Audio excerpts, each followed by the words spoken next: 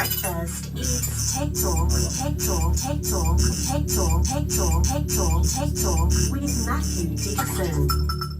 He walks in here with fear and trepidation from Access, don't you? Well, I'm a bit concerned when you say that you're playing that song just Playing for for me. me.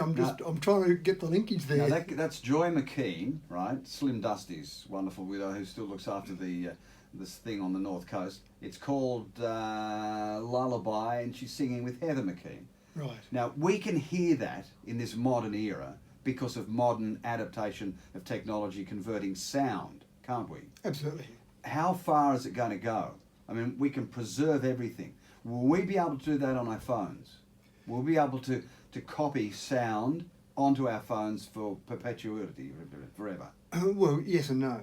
Oh, thanks very much. You They walk on help the right out. fence See you again. later. So the idea is, yes, you can record that, but the phone itself, if you are relying on just being on your phone, Yeah. then that's at risk because you can drop phones down drains, you can run over phones, you can Okay. lose phones. So what happens with most of these things is that rather than storing it on your phone, you then store it in the cloud. And here that's we when it go. gets a bit scary Okay. when it goes to the cloud because people have no idea where that is. How long does a message or a text last on a mobile?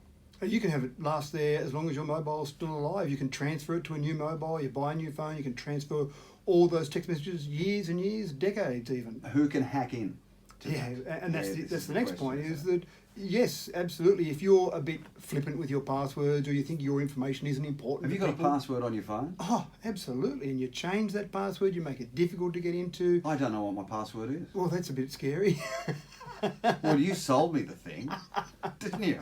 Oh, I probably didn't recommend not having a password though. Yeah. But yeah, no, that sort of thing is important because Yeah. your information, but put it this way, if you're happy with anything on your phone being in the hands of your competitors or the front page of the paper, then that's fine, just leave it unlocked and go for it. But if you've got anything in there that's important to you, anything that you think might be confidential or might not be nice to have spread around the world, then absolutely have a password, have a PIN, change that PIN, have passwords on your various apps. Right. I mean, it sounds painful, but it's only less painful compared to when something happens to Right. you and then it's a major pain. Favourite song, you hear it, how can you get it in your phone?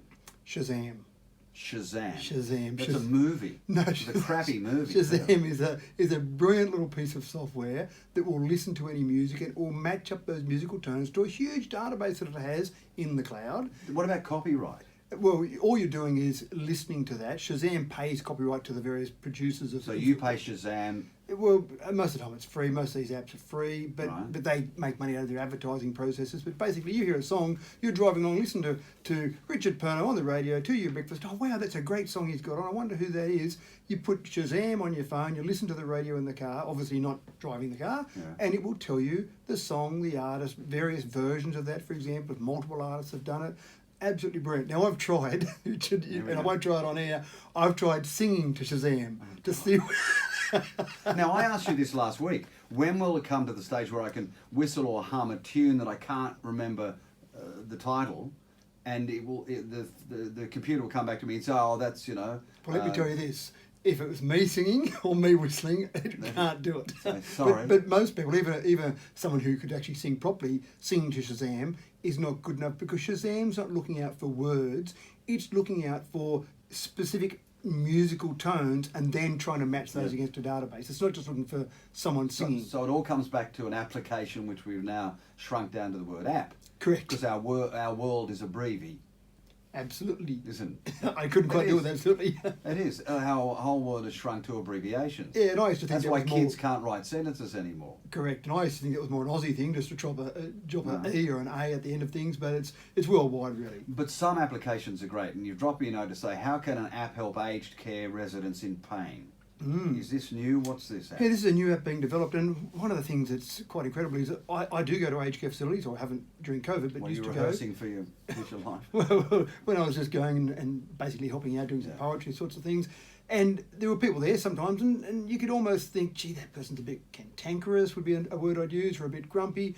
But what it turns out is the research that's being done now is that a lot of these people are in pain. So they're talking about maybe 80% of people in aged care facilities are They're in chronic pain. pain. Yeah, and so when we think it might be a bit cantankerous Yeah. or a bit aggressive, Yeah. maybe, Grumpy old fart. yeah, that's right. Then they probably are just in pain, but they can't express it. 53% of people in aged care facilities are suffering from dementia. They can't always express the pain that they've got. But this new app that's being developed, again, what this does is... Or do they accept the pain because they know they're old?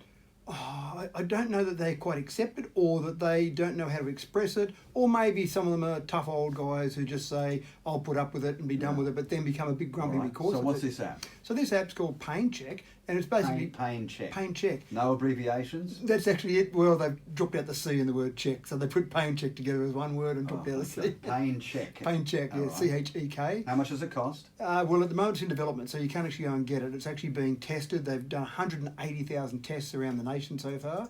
And the idea is that basically you will have an iPad or maybe a phone, but it's being used with iPads at the moment, focused on a resident, and just by picking up minor facial expressions, the changes in the face, there's some AI going on in the background that will pick up what those expressions mean, and they're mapping those to pain, so they can actually give a pain score that someone might be in without them having to say a word. How does it get accurate though? By multiple testing. They've done it, it's 180,000 tests. They've tested 16,000 people so far. This has been going on for the last year. And they're at the point now where they feel like they've got a pretty good database to be able to say, we identify these facial expressions, which means this level of pain. So, Incredible. yeah, and an operator in one of these aged care facilities then can look at that and say, poor old Mr. Perno, we just thought he was a grumpy old No, person. we just thought he had wind. Maybe he was building up. And then it actually turns out that his pain score is 78. Wow, we really got to do something about that. We've got to get some But medication. it can't pinpoint what kind of pain it is. It just says the level of pain you're in. Correct, that's right. And that's what it's doing. By doing so much testing and by trying to get people that can still talk and looking at their facial expressions, compare them to people that can't talk. So there's this whole range of information going on. But this is where we get a bit scared when we talk about artificial intelligence as well. We think of Terminator or The Matrix or all sorts of scary things, even Westworld that's on at the moment. People see that and think, oh no, it's going to take over the world. But this sort of program, this sort of application would not be possible without AI in the background. How far away does the pain sufferer can be? I mean, we're talking about regional New South Wales here. Could somebody be in a control centre and monitor Matthew Dickinson's pain level 200 k's away? Well, that's possible, but the idea is that it's the long-term aim is to have people in the aged care facilities that work there talking to people, but by having a device in their hand, they can actually just look at their face, leave this device focused in their face, and that will give them the pain level they're in. So that'll just be part of their ongoing management. So I don't think the idea is to treat it remotely. The idea is to treat it locally. Okay, so then it's up to, once the bell goes off, to come to Matthew Dickinson's room and say, what's the matter?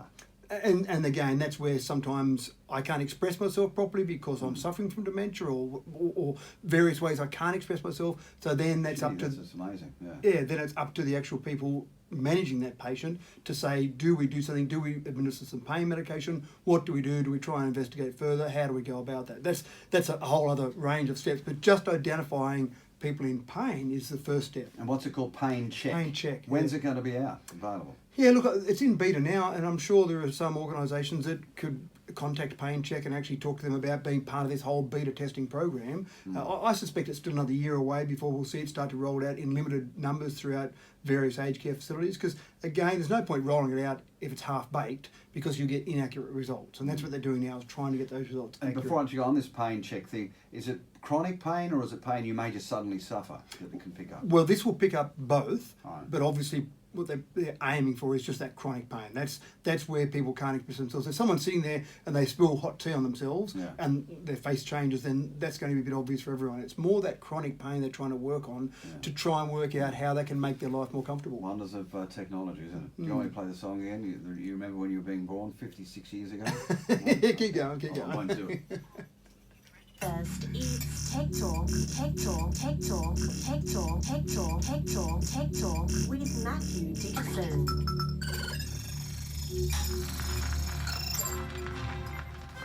When it comes to knowledge in the That's what extreme, reminded me of it. there is no The one scratchy to old match the sound. Axis team. I thought, The oh, I know service that is the song. best in the entire Central West. Thank Go you, to the news. Axis, is what you will scream.